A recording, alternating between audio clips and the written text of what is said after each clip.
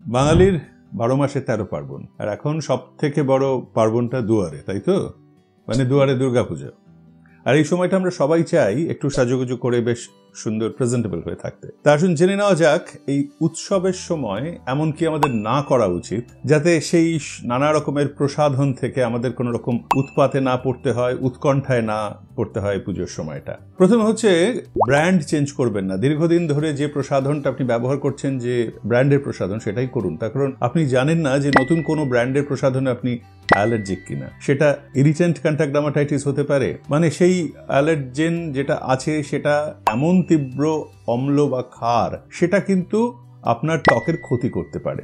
সেটা কিসের থেকে হতে পারে? আমাদের লিপ লাইনার বা লিপ গ্লস বা নানা রকমের লিপ কসমেটিক্স, সেগুলো থেকে হতে পারে, বা আই লাইনার বা চোখের কসমেটিক্স থেকে হতে পারে, বা যে কোনো পারফিউম থেকে হতে পারে, চুলের রং থেকে হতে পারে, এমনকি আফটার শেভ লোশন থেকে হতে পারে। এছাড়া ফোটো কন্ট্যাক্ট অ্যালার্জেন, মানে আপনি একটা প্রসাধনের প্রসাদিত হলেন, ঠাকুর দেখতে বেরোলেন, সারা মুখে র্যাশ বেরিয়ে গেল, মানে খানিকটা করলো সেই প্রসাধন, বাকিটা করলো কিন্তু সূর্যের আলো। এটা হচ্ছে ফোটো কন্ট্যাক্ট ডার্মাটাইটিস।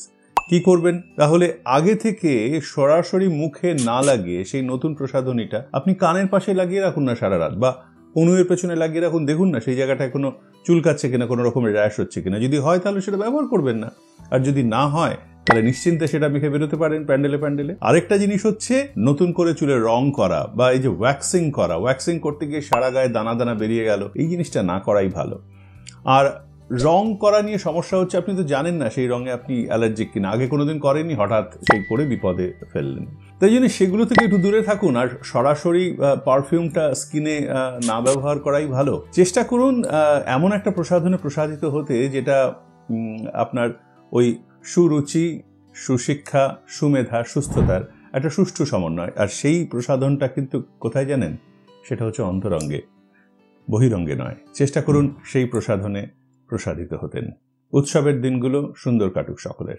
নমস্কার।